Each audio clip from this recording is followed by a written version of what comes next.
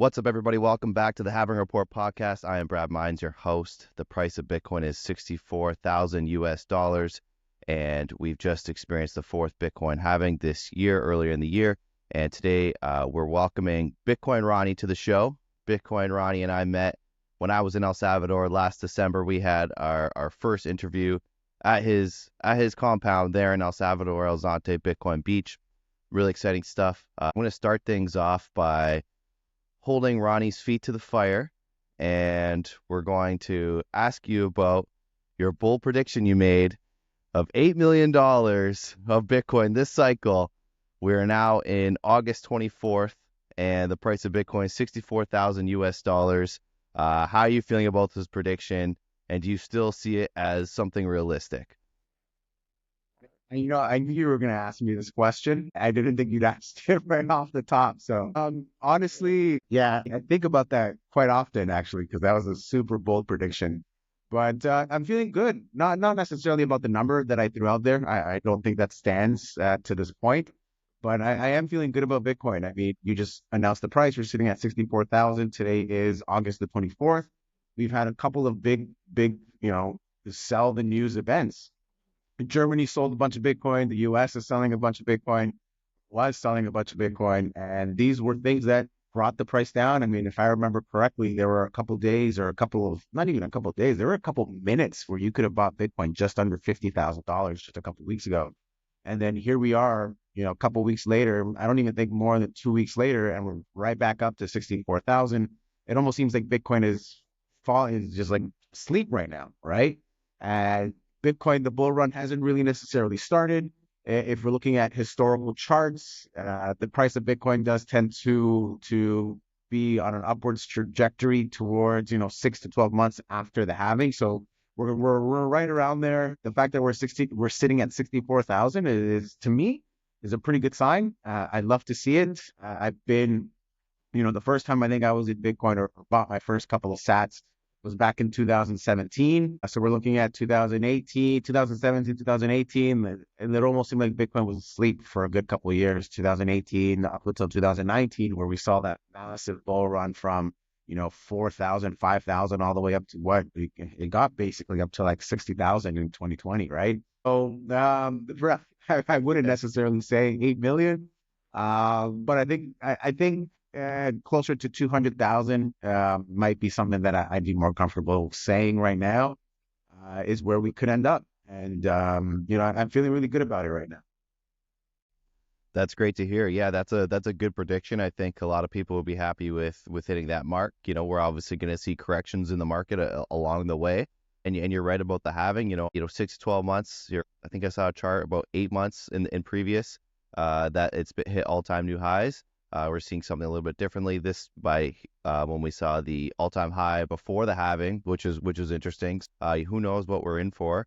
And hopefully we'll see some banking rates drop, and if the money printers turn back on, we could see some hyper Bitcoinization. So that's super cool. When I was there, you were in the development of the Bitcoin hardware store. You were going for a soft launch in January.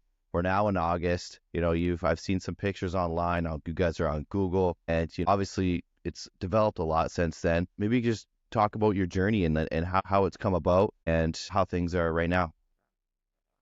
Yeah, well, I'm inside the Bitcoin hardware store right now, so that's why the background is a little different than the concrete jungle we were in, or the jungles we were in last time at my compound. And it's been we've been open now for 6 months, and it's been a work in progress. We were soft launching our soft launch date was actually February 5th, if I'm not mistaken. That's when we first opened the doors to everyone. We had a couple of days or maybe a couple of weeks before then where we actually put out the sign. And the moment we put that sign out there, the news started coming in, the word started getting out.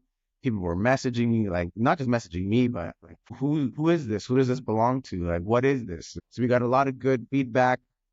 It's been 6 months. The store started really with just the idea of having hardware wallets available for people to come and experience really with their hands, and not just have Bitcoin to be this online digital money, which it's the greatest, right, at doing that, but make it physical, make it a real life situation where you can go and have a chat with somebody one-on-one have questions, have your questions answered about Bitcoin, and then get an opportunity to actually play with some of the hardware devices that I have right behind me here. So we have a couple of brands, we have a couple of open source projects, really want to display wide array of products because I'm a firm believer through my journey, and the store really started because of my journey through Bitcoin. I don't know if we spoke about this during the last interview, but my journey through Bitcoin really started here in El Salvador. I will give full credit where credit is due. And it was President Bukele, it was the Bitcoin Beach team, it was Bitcoin Beach as the world's first circular economy that really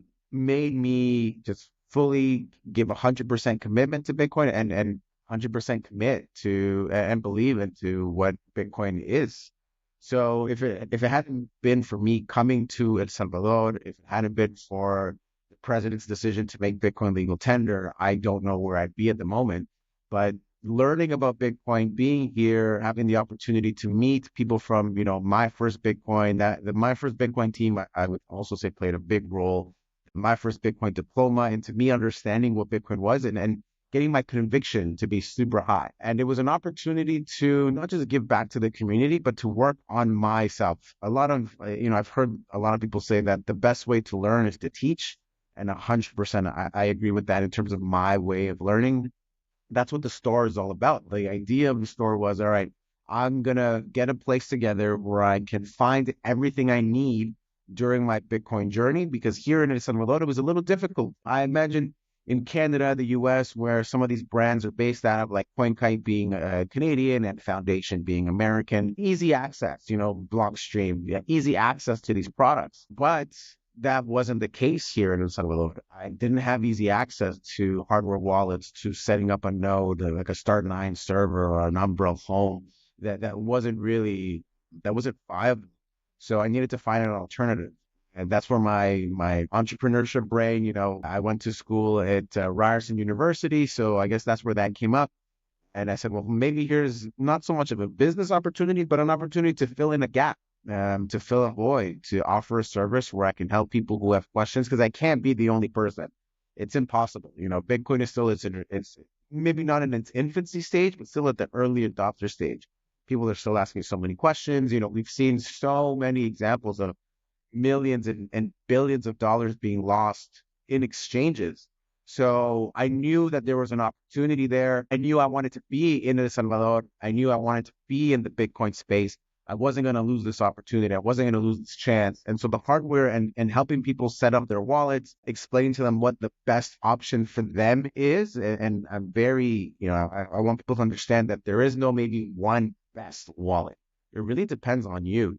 There's no one clear answer. And anyone who can give me a clear answer as to what the best hardware wallet is, please, I ask you, come down to the hardware store and let me know. If you have an answer to what the best wallet is, let me know. I believe that there's different use cases for different scenarios, different people.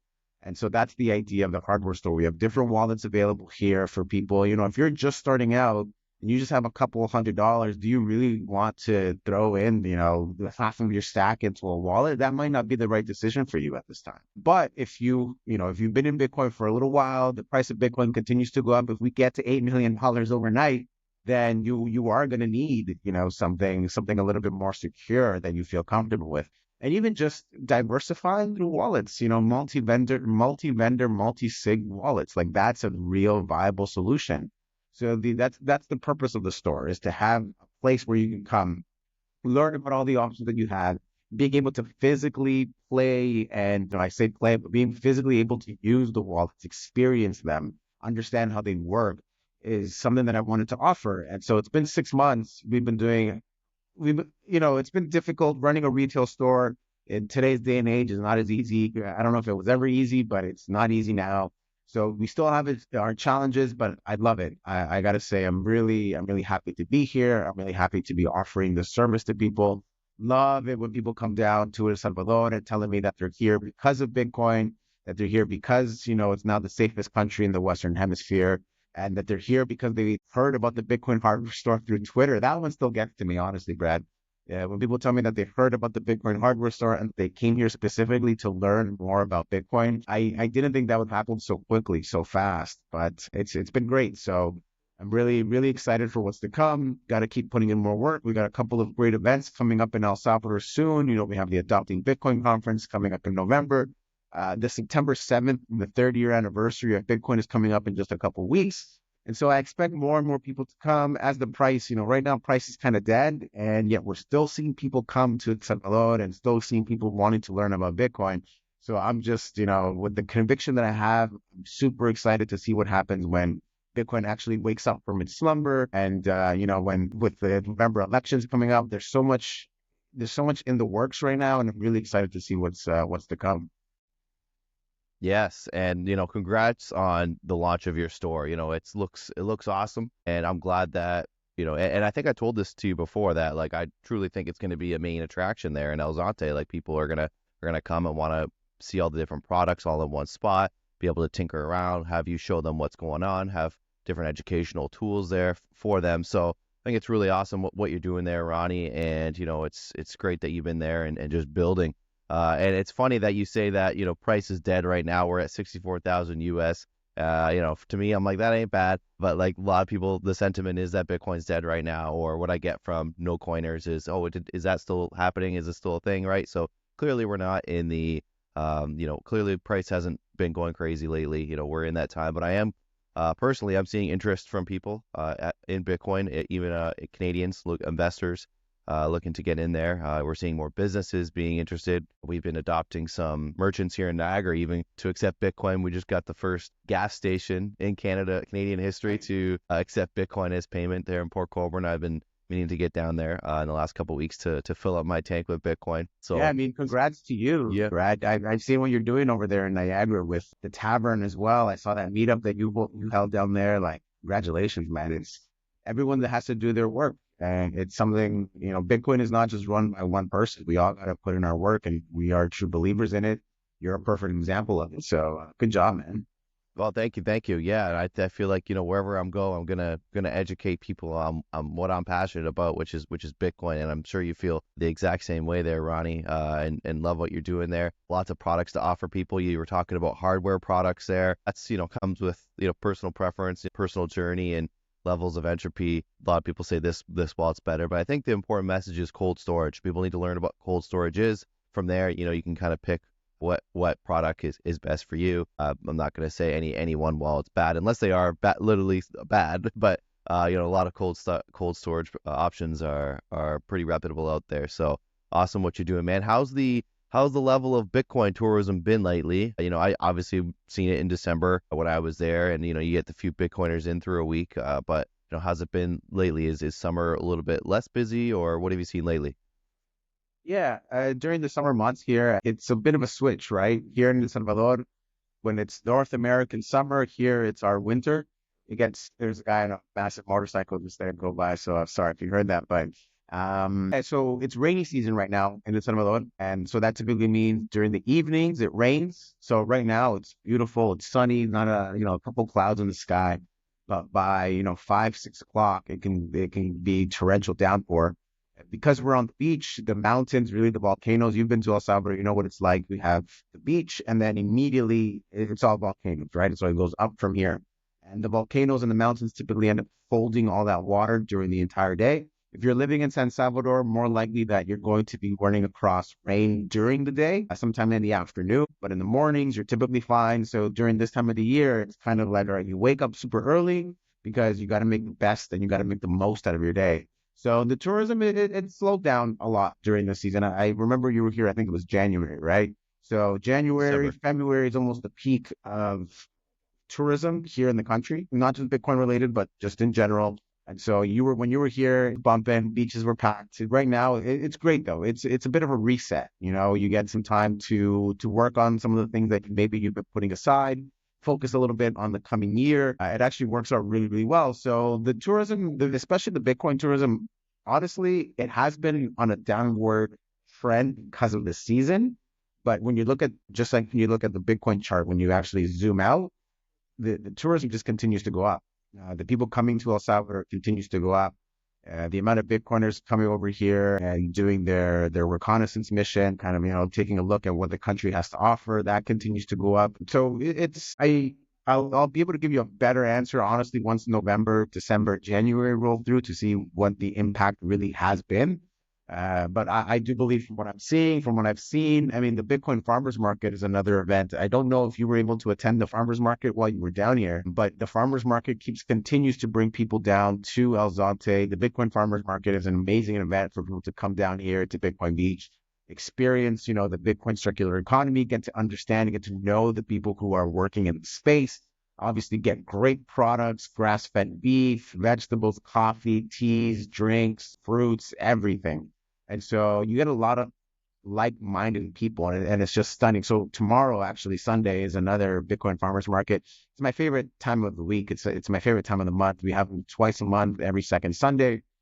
And so it's been great. There were a couple days where it was pretty dead, which is, again, it's a good time to reset and focus on some of the things that you want to do towards the end of the year and the coming year. Because once November, December, January hit, I expect to be just nonstop busy, whether it's at the store here, whether it's showing Bitcoiners around, looking for places for them to stay if they're looking to actually stay here for a longer period of time, getting them familiar with, the Bitcoin economy here in El Salvador, whether it's translating stuff for them, whether it's, getting them set up with their government IDs that they're going to need or bank accounts, whatever it is. I expect to definitely to be super, super busy this year. Awesome to hear. Yeah, and summer's coming to an end here, unfortunately, in Canada, and I think I'm going to be looking to escape, and I'm exploring options. And El Salvador is definitely up there. Had a great experience there. Personally, I have a trip booked to Austin, Texas, near the end of October, so that's kind of in between my plans right now. But yeah, good to see all the development happening there. Uh, Austin's how closer is than Toronto, right? So you're getting your creeping down here. You're getting closer. Oh, I'm paying attention, man. I'm paying attention. What would you say, like what would you give advice to maybe a new business that's attracted to El Salvador that maybe wants to start up even maybe in El Zonte or maybe just El Salvador in general? What advice would you give a business or a tech company thinking about doing that? Yeah, I mean, I'd say it's you have a government that is supporting you versus a government that is, unsupportive. And that is a big, big hurdle to not have to deal with at all. It's business positive over here. You have a big community and a big group of people that are looking to build and wanting to support each other. And so for any business that is thinking of opening up or looking for a place to open up or set up shop, El Salvador to me has just been an absolutely stunning place. You have so much support from the people around you. You have a community of people that want, we all want this to succeed. And we know that if we don't do our part and if we're not doing what we can to make this succeed, it's not going to succeed on its own. Like this project that's happening here in El Salvador is not going to succeed just because the government says so. No, it's going to succeed because we are all individual pieces doing our part to make it succeed. That means, people, that means businesses, that means families, that means individuals, that means everybody is coming here with the goal building El Salvador really, and Max and Stacy say this. I think Stacy says this all the time, is building the El Salvador that we want for us in the future. And that doesn't just happen by itself. You can get government subsidies, that's what they do in Canada. I mean, give away money to everybody for absolutely anything. But does that really work? You have to really think of it. Does that really work? Here, it feels like a really bottoms up approach. Yeah, El Salvador made Bitcoin legal tender, so that knocked off a lot of the things that hold people back. But it's other than that, all right, great. We're going to make Bitcoin legal tender. We're going to make opening up businesses here a lot easier. We're going to make taxation, a lot more friendly for businesses. We're going to do the important things that we need to do. And then you as people, you guys can figure it out. Let the open market kind of decide for itself if what you're bringing is valuable to the people of the country. And so we have people coming from all over the world looking to start up businesses, looking to offer services, looking to offer value.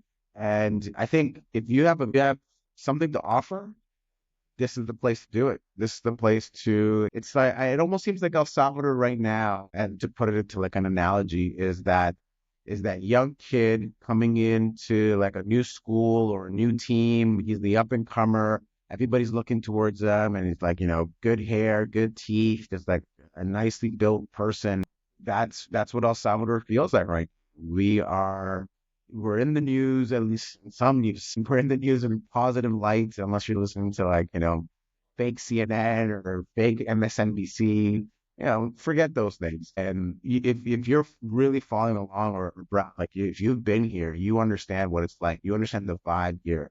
And to take from someone like Dr. Jack Cruz, can it just be the fact that we're in such a beautiful paradise with sun all the time? Like, could that really play such a big role into why everything here feels so great? It could be. I'm not a doctor. He is. He says it all the time. And I really do believe that. Something about this place, and I was born in Toronto. I grew up in Toronto. I spent 30 years of my life there. I gotta say, I had to get away from that winter, man. Just being locked in, and especially during the pandemic. I think we spoke about this a little bit during those times when the country was locked down. You weren't allowed to go anywhere unless you got like, the shot, whatever it may be. It felt pretty closed, and when you're locked indoors, you're not getting that natural sunlight. It feels artificial. And I think that my body specifically, really took a toll on that. And so here in El Salvador, it's just completely different. You have good vibes. Everybody seems to be happy all the time. Everybody's bringing in that energy. And so as a business, you want people, for us, and I'll give you a perfect example. One of my worries was actually that, and all the Bitcoiners, or many of the Bitcoiners that I know here, already have their wallet setups, already have like an idea as to what Bitcoin is and how they use it. So one of my worries is like, I don't know if I'm really going to get any business, because most of the people that live here, or people who were living here back then, the ones who taught me about Bitcoin, they already have their entire setup. Like what what value can I bring to them? And it actually turned out that these people who already have their setups, they're like my evangelists. They're going out and telling the entire world, "Oh, you need to go to the Bitcoin hardware store. Like you're just getting into Bitcoin, or you have it on exchange, or you need to go see Ronnie. Like you need to be at the hardware store to learn about Bitcoin." And so it's almost like that energy is just infectious. And if you are bringing a service that is needed, let me tell you, people are gonna love it. Because El Salvador you know, was experiencing really tough times back in the 90s, back in the 2000s. It didn't allow for businesses really to succeed. From my point of view, my family and families that I've seen, it wasn't a smart decision to invest your money in a country where there was mass murders, in a country where gangs were a big problem, in a country where, the gangs were holding you for ransom. It wasn't like, that's just not a smart business decision, right? You're not going to go and invest $1 million into a nice hotel or into a nice Airbnb, hostel, whatever, if you know that they're going to ask you for protection, if they're going to come after you. Like that doesn't make business sense.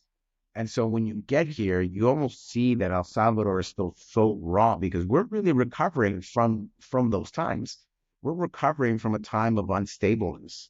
And that means you have a good service, you have a good product, you have a solution to bring to people. It almost feels like El Salvador is still a couple of years behind the rest of the world. And it's strictly because of that. When you look at Maslow's hierarchy of needs, like what are the basic needs that you need to continue moving up and succeed? You need safety, you need security, you need a home, you need food. And so it almost feels like we're still taking care of that base layer. And so in El Salvador now, we have the best money in the world. We have the best security in the world, or at least in the Western Hemisphere. We're taking care of that base layer. So what comes after that? That's where you can really build on something and move it to the next level. So that's what I see here. That's what I feel. That's what the last, 5 months, 6 months that I've been open feels like. That's what it's felt like since the moment I landed here, was just the vibe, the energy, the support, the expectations, or the vision and the hope. I definitely want to say the hope of what is to come is so positive. And I don't think myself personally, and I can only really speak from a personal level, but I only focus on the positive. Of course, there's negatives all the time, but I really want to focus on the positive, because again, just like Stacy says, and I'm going to bring it up all the time, we're looking to build the El Salvador that we want to live in. This is the world we want to live in. This is the one we live in. Let's build it the way that we want to. Let's forget that negative news. Let's not listen to the fake CNN. Let's forget about all that stuff and let's really focus on what we're trying to build here. You focus on what you're trying to build, then we are going to create the place that we want to be in. And so that's for a business. I think it's a no-brainer. You come down here, you're going to get fresh minds. You're going to get support. You're going to get support from the people, support from the government. And it's absolutely fantastic to be in this jurisdiction and to be living kind of this Renaissance 2.0. Yeah, and just to circle back to what you kind of initially were saying there was, well, it's just the weather. Like maybe that has something to do with it. I know like weather is like one of the biggest things on the happy index. So it's like, being in Canada for eight months through a winter is can definitely be, depressing. So I totally get that El Salvador vibe. And, just the weather itself makes me so much happier there. And that's what I'm talking about. Like we're coming to the summer's end here, which, I do like in Canada, but is expensive. Especially when you're off and have more free time like I have, spending more money easily that adds up here in Canada. Everything you do, every time you go to eat, it's significantly more than in El Salvador as well. But yeah, let's I was looking at your El Zonte rentals. Is that still operational, or is that something you're still doing? Yeah, I know the website's down right now. I have taken on some more properties, so I actually have a couple more options. I'll be focusing on it maybe in the next couple of weeks, making sure that it's nice and ready for the busy season, because I know people are already doing their research for when they come in November, December. So that'll be back up and going. I'm still focusing on helping people relocate here, find a place. Like I said, get a bank account, get some translation work done, get a feel for the country. So that's still going on. Again, people are moving here at a ridiculous rate, whether it's from Canada, whether it's from the US, whether it's from Europe, or whether it's from Asia. Like, it's funny. I'm meeting people here who are, what are you doing down here? Like, why are you coming to El Salvador out of all places? And I'm meeting people from all different walks of life here where, Toronto's great. Toronto, I'm from the big city. I'm from Toronto. And the city was fantastic. You meet all sorts of people as well. That's what I love. I love the Toronto summer. I think I haven't been in the Toronto summer for a couple of years. I think it's been about 3 years since I was last in Toronto for a summer. But it was my favorite place to be. And it's partly because of the winter. If you're stuck indoors for 8 months, you're definitely gonna enjoy that some of those 4 months that you have of sunlight. So I do miss the summer. And actually speaking, I was definitely trying to come out to the Blockchain Futures Conference that I saw that you are a media partner for. Like that's on my list because like there really is no better place, at least in my had to be during a Toronto summer. But other than that, like El Salvador, it's like, I wish I could show you, and I could turn the camera around. I don't know if you mind, but it's just like super sunny right now. It's beautiful. The ocean's great. And so people are coming down, whether it's surfers who can enjoy it all year round. They're surf all year round. For the Bitcoiners in mind, come learn about Bitcoin, come use your Bitcoin, come live in a circular economy, come see what's possible with this new money and be around people that understand what you're talking about. I know you're living in the GTA or in Ontario, and I don't know how it is over there. Glad to hear that you're orange pilling businesses, but I'm sure when you mention Bitcoin to people, they're like, "What are you talking about?" And so here, it's not like that at all. People understand the problems. People understand what you maybe been through. And so the El Zonte rental stuff, that'll come up. I'm actually thinking of rebranding it. So I haven't really told many people about it, but I want it to be more encompassing than just the rental aspect of it. I've been working a lot with people, like I mentioned, opening up bank accounts, opening up some government documents that you need to move down here to El Salvador. There's a couple of documents that you do need, helping people with their residency, helping people find whether it's a new home, a new car, whatever. You'd be surprised how many people come down here, have never been here before, and they're like, I bought a one-way ticket and I'm not looking back. Don't even speak Spanish. So it's been, being bilingual, Spanish and English has been a big part. And that's a service that I'm offering. That's some value that I want to offer to people because I understand what it's like. I came down here, yeah, bilingual, but I came down here not really knowing anything about the culture, not really knowing anything about, I've only ever lived in Toronto. I've traveled a few places, but I've only ever really lived in Toronto. So coming down here, I know what it's like being completely new to an area and not even speaking the language. So it must be tough.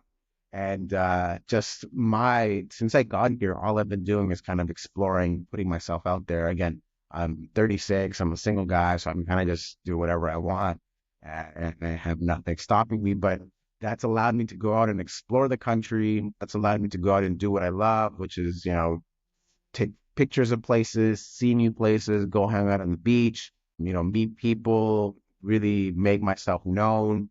And so it's been a good couple of months. And right now, for example, I have a couple people who are reaching out to me. And so the reason, even though Ronnie Rentals is down, because through some of the Telegram groups that we have and some of the WhatsApp groups that we have, a lot of it is word of mouth. Like I messaged you because people have been saying that they've stayed with you and that you've helped them out, get them set up in the country.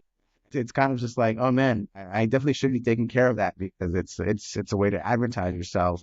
But it's wild to me to think of all the people that are coming down here. I've never been here in their life, but are thinking of actually making a long-term move down here because of everything that they've just heard, whether it be through a friend, Brad, maybe you've gone and told people about how great El Salvador is, and then they might be into Bitcoin, and so they want to come down and see it for themselves. Or someone came for like a week, stayed in the city, and I mean, I know you were staying in the city for a little while, and then you stayed down here on the beach, and so that happens all the time where people are staying, a couple days in the beach, a couple days in the city, and then they absolutely love it. Go back to their home country, and they're like, okay, maybe being here in my hometown isn't really kind of the place that I've been wanting to be this entire time. It almost feels like you're going backwards, versus moving forwards. Yeah, I mean, I'm here to help. I've been here now for 4 years. I've gotten to know, what's important for people, going out and experiencing it on myself. I've, messed up a couple times. I recently just opened up a bank account for the business because unfortunately there are some people that still want to pay with credit card for like a wallet. And so I want to make it accessible for everybody. I'm not happy that I have to open up a business account for the store, but I don't want that to be a point of friction for someone that wants to get into Bitcoin. Is that, I didn't bring enough dollars over here. And again, that's why we Bitcoin, right? I didn't bring enough dollars from my home country. And I'd love to learn about Bitcoin, but I also need to pay for the food and the hotel that I'm staying at, and the dollars that I have is not enough. I just opened up, I'll tell you, opening up a bank account for the business I don't know if you saw my tweet, but surprised they didn't ask me for a stool sample at the end of it all. It was like 2 hours. It was absolutely ridiculous. So I've been helping people do that aspect of it, and I enjoy it. It's really fun getting to meet people. It's really fun getting to know them, getting to know their families. And it's really fun getting to help them. And then they become a part of my family. Anybody that I work with, let me tell you, Brad, we keep in contact. Ask me any questions that you might have. And it really does become a family. I'm here to help. I'm here to support you. As long as you're here for the same vision that I am, which is to make El Salvador a better place and to make El Salvador the place we all want it to be.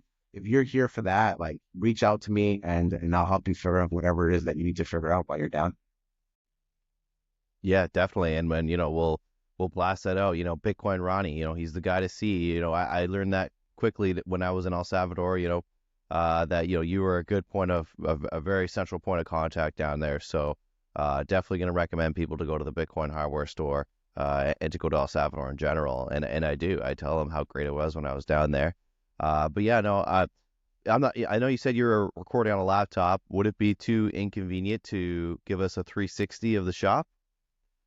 Not at all. Actually, I set up a little bit of a studio, so I'll move so we have, this is my little, I know it's backwards, but this is how are you protecting your Bitcoin? So that's the first thing people see when they come. I'll move this out of the way where it's actually supposed to be. I wanted it to be like a nice little studio for you guys. Yeah, no, I was wanted to compliment you on that. It looks really good back there.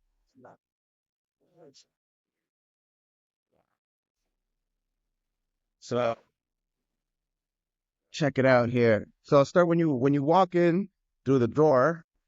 All right, you come in, and then the first thing that you'll see is our little like library section. So right at the top, we have right now we sold out of the Bitcoin standard. So all we have right now is the fiat standard and in Spanish. So we obviously have books in Spanish and in English. We have a couple of independent books, and then we have the My First Bitcoin Diploma. We have it in English and in Spanish, so people can have access to education. At the end of the day, education is everything, right? That's the main thing we want to focus on. If you don't know anything about Bitcoin, then I highly recommend the My First Bitcoin Diploma. I recommend reading into it. The Bitcoin Standard, obviously, being like, the top book in the industry. We also here have our community board. So on our community board, we have all the Bitcoin businesses here in El Salvador. Oh, We're I see the promoting all Halving the Report people. up on there. Oh yeah, there we go. Of course, So I take care of my people. This is the support that I'm telling you about. This is what it's like to open up a business here in El Salvador. You're into Bitcoin. You're working for the same thing that we're all trying to work for. We're all supporting each other. So as you can tell, we have the community board there. Then on this side over here, we have what we consider our self-custody area. So we have all of our metal backups, whether it's, point kites, hole punch backups. We have Zelox with their laser. Oh, sorry, right there. There's Zelox with their laser engraving pen. We have our little version. So we have our stamp letter set and our hammer. And then we made these steel plates here in El Salvador. So these are stainless steel that we've cut ourselves, and we rent out the letter set with the hammer. We actually rent it out as a business, so you don't have to buy the whole set. You really don't need to buy the whole set. So we rent that out to people. Then we saw the stainless steel plates. And then we have, a little bit more do-it-yourself. We have the stainless steel washers that you can also stamp each word into a washer for. And then we have Cedar sent us this really cool gift pack. So they also do metal backups. So they have, I'll show you the whole set. So they have this nice little branded hammer. So that's a cool little hammer. They do the same things as the washer, but it's their little version. So they have a nice little pack of the washer. You put the washers in this nice little stainless steel, this metal case. And then here's the whole set. Everything that you're going to need to stamp your words into that metal. So thank you to Cedar for that. They sent us that so that we could have it at the store. And again, this is what people do when they see what we're offering here in El Zonte. They'll send us some stuff so that we can have it on display so that people can see the product. Because you can order Cedar online. And so I highly recommend, if you're looking to take self-custody and have a good backup of your Bitcoin, word, to look into getting a Cedar, coming down here, getting a stainless steel plate, using Zelox, like figure out something that works for you. I love the stamping. It's a little bit more like a pound chest. You take that hammer, you just start stamping the words. I don't know if you can see that there, but we've stamped, it says get your Bitcoin off exchanges on this little stainless steel plate there. Oh, So we've okay. stamped it. So Cool. like for me, stamping is fun, but it's not for everybody because it's not easy. So then we have the easier options like the punching of the holes or the engraving in the pen with the Dremel. Over here, this is our mining section. So we have a couple of bit axes, right? We have a couple of bit axes. This one is mine. So that one's working 24/7, putting in that proof of work into the system. Hopefully I win a block. If I win a block, there'll be more stores opening around the world. I can tell you that much. Then we have our wallets, right? So this is our wallet section. We have the Passport Foundation. We have the Blockstream Jade. We got the cold card, the CoinKite cold card. We got then this is our open source section. So I'll take a step back. So on the open source wall, we have the Crux and we have the Seed Signer. And so each shelf has everything that you're going to need to set up your wallet, whether you decide to go with the Crux wallet or the Seed Signer wallet. On the CoinKite and Jade shelf, on the Blockstream shelf, we have, we got cold cards, we have tap signers down here. Let's see, I can show you. We got, we got tap signers, we got open dimes, we have Sats cards. I even have right now, though it's out of service, we got the block clock. So we got a block clock mini, a block clock micro. And then over here, we have kind of our little checkout section. This is typically where I typically stand right here. We have time chain calendar on the TV so that you can see the health of the network. If you don't know what time chain calendar is, I highly recommend you check it out. Give you the current price, gives you the block height, gives you all the information from mempool. So big shout out to TC. This is where I stand. And then here we have dice. to roll your own entropy, of course. We explain to people why you would need dice, what entropy is, and why you need it in Bitcoin. We got little privacy covers here for your laptop and your computer screen so that you can cover your stuff. We got UB keys. And then down here we have these. I don't know if you ever experienced using the Tianki Bitcoin Lightning prepaid debit cards, but you load these up with Bitcoin Lightning, and then they're NFC enabled. So you would use them as if you used any credit card or debit card, right? You load it up. Let's say you load this up with like $100. You have $100, and obviously that $100 fluctuates with the price on a constant level, but $100 would give you about, I think, 150,000 sats. So you have 150,000 sats on here, and whatever the value is at that time, someone wants to charge you and you want to pay with Bitcoin, you just tap it on the NFC and it'll take it off your account there. And then for the businesses here, we have our POS section. So if you're a business in El Salvador or a business anywhere in the world that wants to accept Bitcoin, so even this would even work in Canada. If you're using like, I know in Canada you guys promote Coinos, they're great. We have Blink, we have Athena, we have Tianki, you can use a BTC Pay server on this POS system. So really, you could use any wallet that you want. But the point is, you can accept Bitcoin with the POS with a little receipt. So that one of the challenges here in El Salvador as a business is if you own a small business, and you're the business owner, you might have a Bitcoin wallet and you're accepting Bitcoin payments, but as a owner or a manager, you're not always at your store. You're not always at your restaurant. And people would have an experience where they try to go pay with Bitcoin. If the manager's not there, they're like, oh, sorry, we're not accepting Bitcoin at the moment. So this kind of solves that issue with the point of sale. Then we have our node station. So we sell Raspberry Pis. We have everything that you would need if you're moving to El Salvador. So Brad, if you end up coming to El Salvador and you need to set up your node, we got you. We got everything that you need for your node. This is an iPhone. We do sell old phones. We have, I actually have a couple of graphene phones. So Google Pixel phones that I'm installing graphene right now in the back while this is happening. So this is live. I got a couple of Google Pixels. So we do set up graphene phones for people who are looking to come to El Salvador and kind of de-Google their life, have a little bit more privacy. That's the thing about privacy. Privacy is about exposing yourself when you want to who you want to. Whereas with, iPhones and Google phones you're exposed at all times to whoever it might be. So that's part of our focus as well. Then we have our little merch section. We got a couple of t-shirts here. I have a t-shirt that's for the hardware store. We got our Bukele 2024 hats. We have our Bukele 2029 hats. We got a couple of El Salvador hats. We have a local painter painted this, so we have this up for sale if anybody wants to support a local artist. And then right at the end here, we have our K1 ATM machine. So this K1 ATM machine, you can buy Bitcoin with your loose change. So this takes 5 cents, 10 cents, quarter, or $1. You can also put bills in here into the bill receptor, and you can buy Lightning, no KYC, direct from the K1 mini machine. A small store. It's like 4 feet by 4 feet. And then just so you believe me, that's what it looks like today. Yeah. Yeah, no, I could tell the natural light poking in when you were sitting down. And yeah, every day when I was there, I tell people this, I'm like 30-degree, beautiful weather every single day, not many clouds you see. But thank you for that tour. That was awesome. And the very end was what I was most interested when I saw when I was checking out your page again, was this K1 mini machine where you can actually put in coins for Satoshis. To me, that is super lit. Can you tell us a little bit more about that? Like, when did you get that? And, have you seen much usage? How's it working? Yeah, so the K1 mini machine, just like with the Tianki cards and just like with the My First Bitcoin Diploma, those are Salvadoran brands. And that's one of the things that I really wanted to do at the hardware store, was to show off some of the Salvadoran projects that we have here. Because, you have your CoinKites of the world, you have your BitAxes that are worldwide known companies and brands or projects. You have the Seed Signer, but these Salvadoran entrepreneurs are building great things. The K1 Mini being a great example of what's being built. So the K1 Mini is a little machine. This is version 2. Version 1 was strictly for coins. So you could throw in, a penny in there, 5 cents, 10 cents, and it'll give you sats.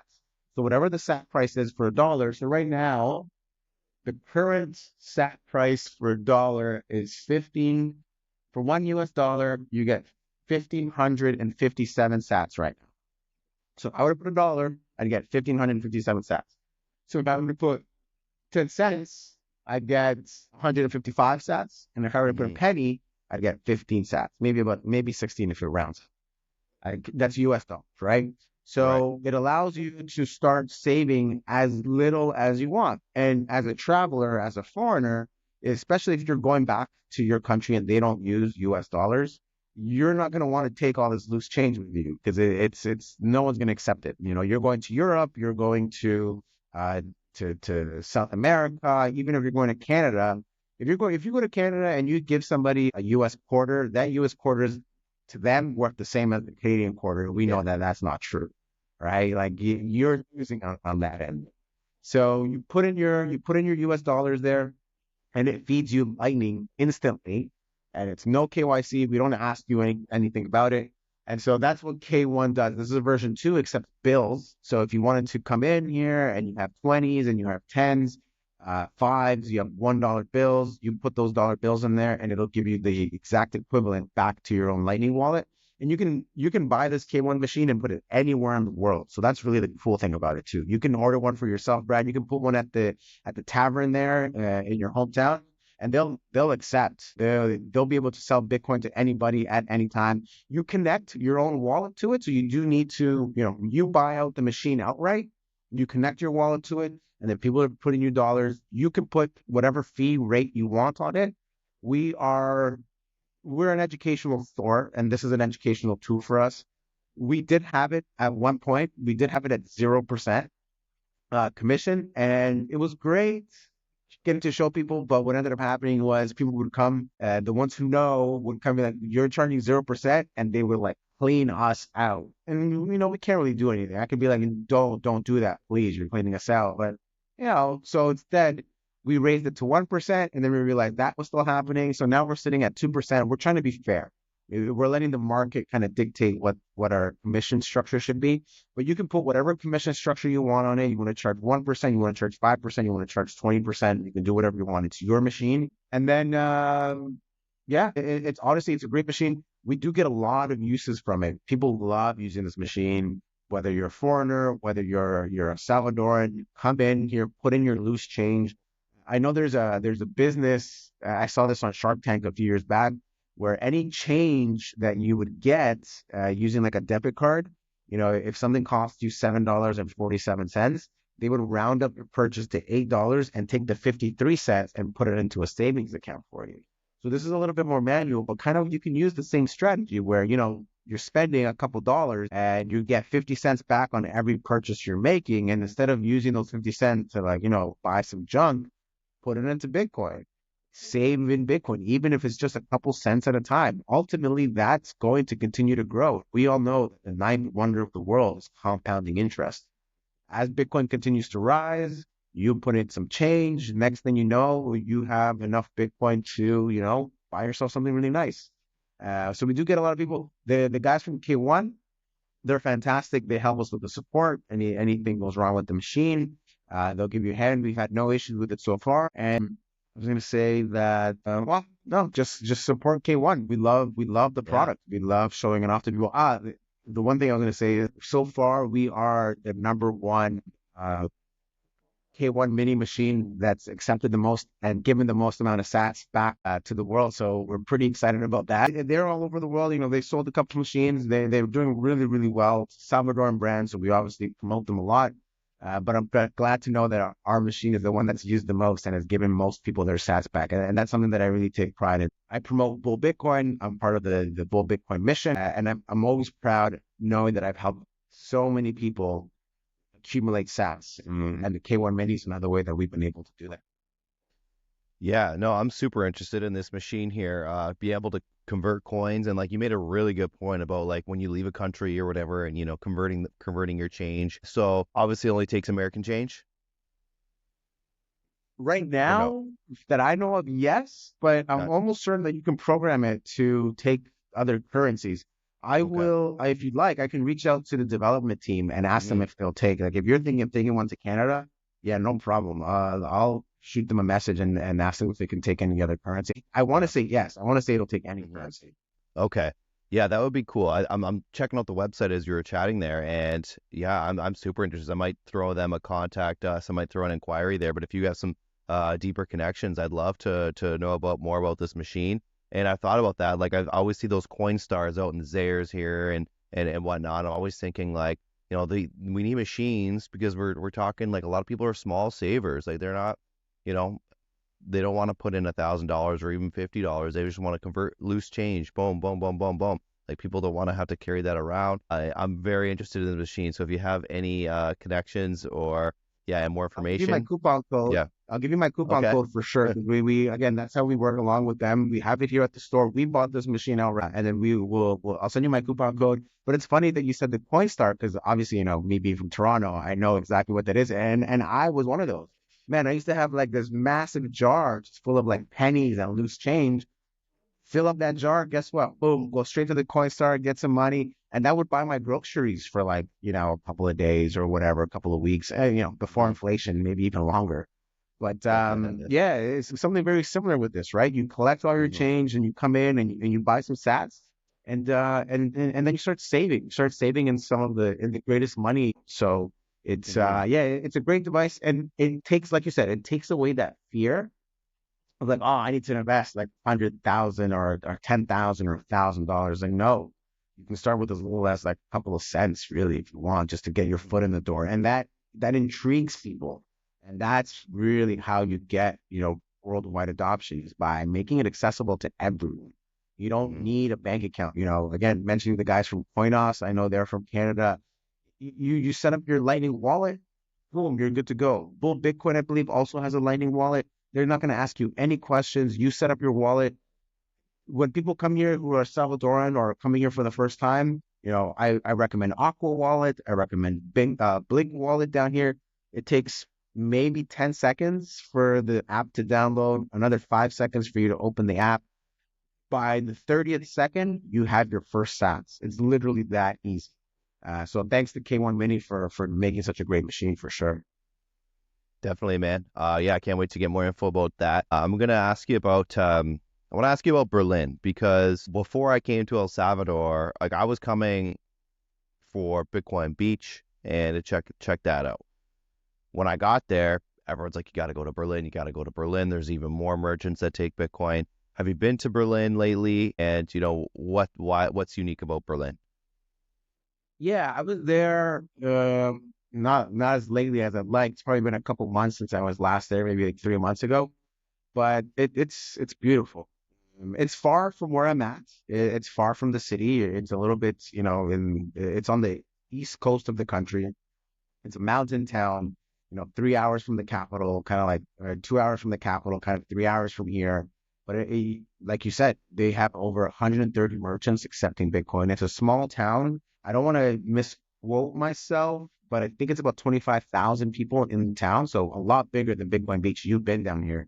You know that here it's like a couple thousand people at most during busy season too. And so there, it's a real town. You got schools, you got gyms, you got grocery stores, real hardware stores, not Bitcoin hardware stores, but you got hardware stores, you got convenience stores, and you got supermarkets.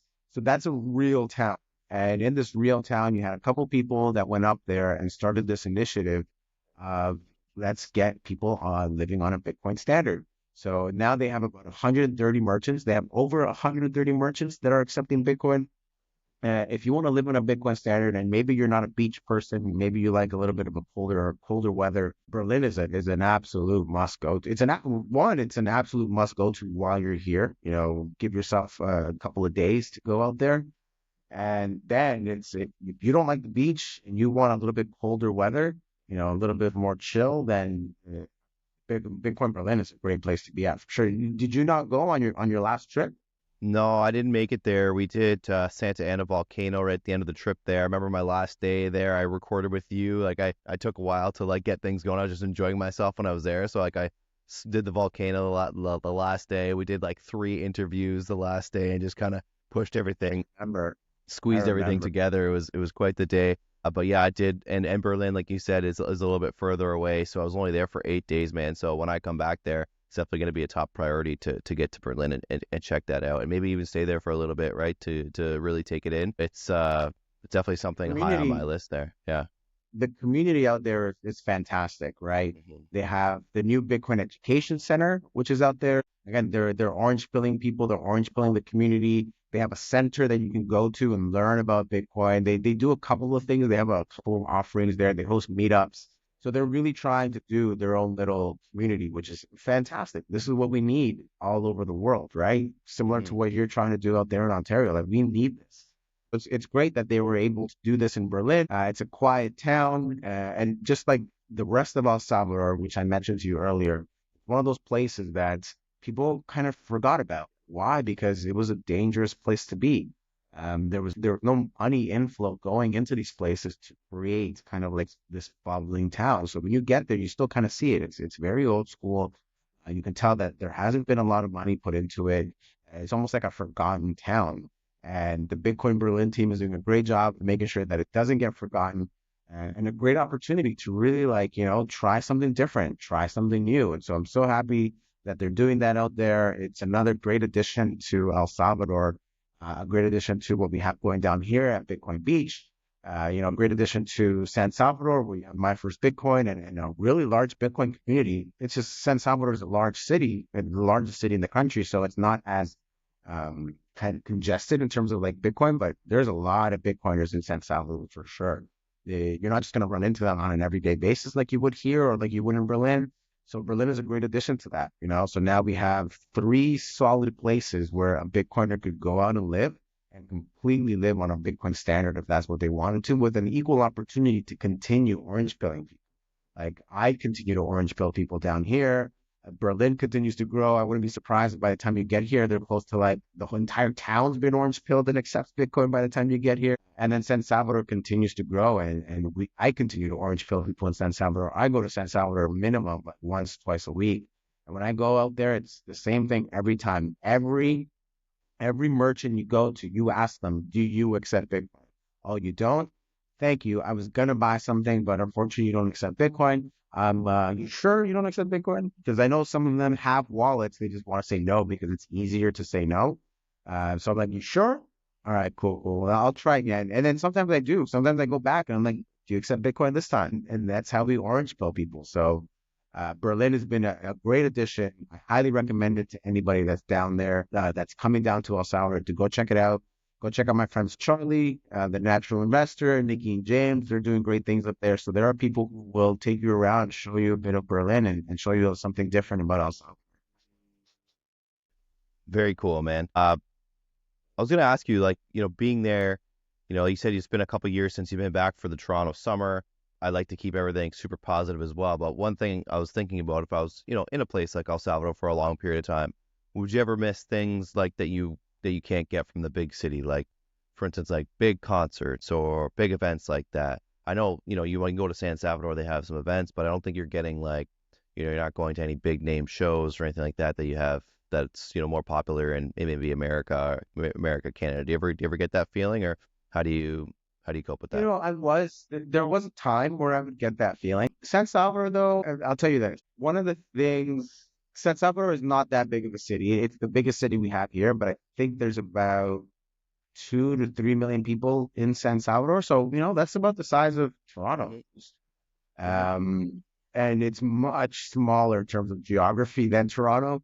So let me tell you, if you want a big city and you want to be stuck in traffic, San Salvador is the perfect place to be stuck in traffic. So I won't miss the heavy traffic. Some of the things that I was missing while I was down here in Bitcoin Beach, and I'm assuming maybe same thing would happen in Berlin, I'm not certain, is the access to different food options. When you're in San Salvador, yeah, you have access to so much food, and I did enjoy living in San Salvador for about 6 months, and I think I gained some weight down there because I was just eating everything. Plus, I was using like Uber Eats, which we don't have down here on Bitcoin Beach. We don't have an Uber Eats. We don't have that capacity, and I don't think we have enough people to make Uber Eats a profitable Profitable. business down Yeah. here.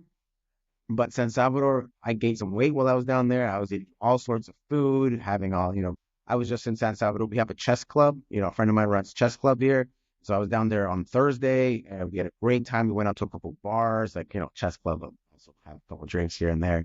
We went to a couple bars. So as you get to know the place, I actually, I don't miss it that much. Do we have big concerts? We do actually, not as many, and most of them are in Spanish. I don't think any English performers really come down here.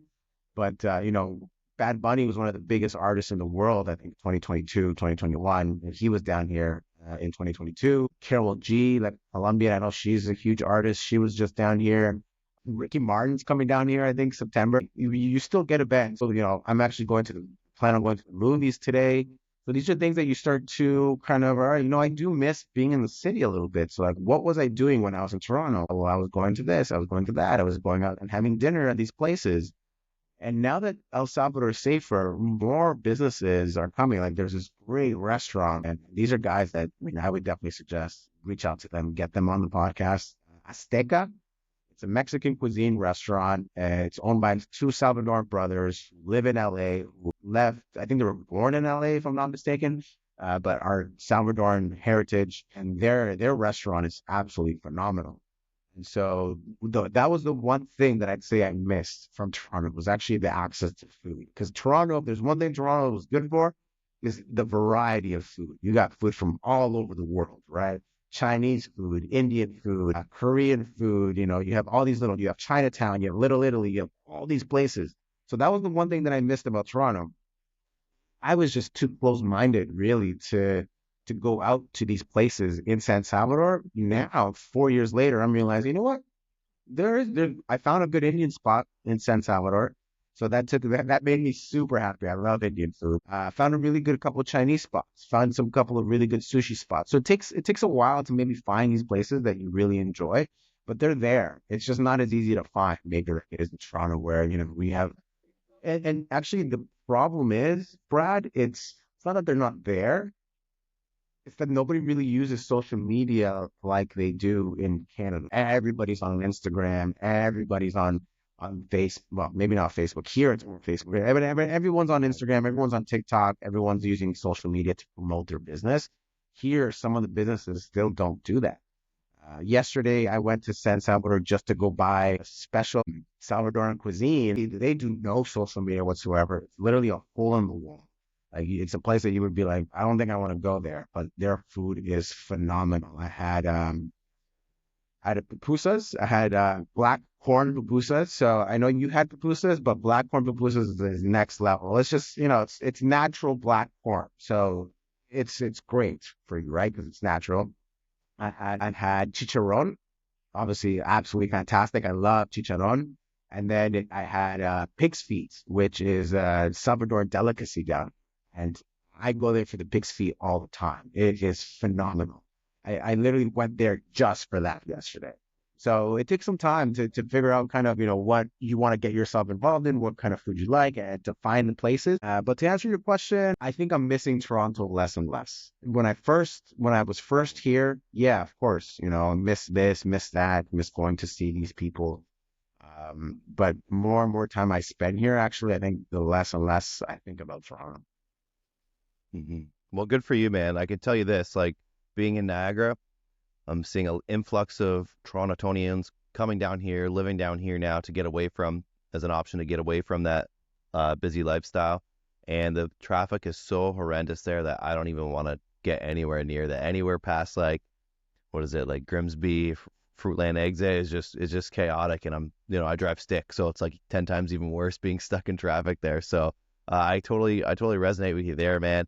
Looking to travel. So maybe you can send me, if you have any rentals, you can send me any options that you have at this time. I always like checking it out regardless. And yeah, man, we're at over the hour mark now, Ronnie, and we had a little bit of a late start. So I'm going to open it up for you if you have any little final comments, questions. If not, please just let myself and my followers know where we can follow you in your journey.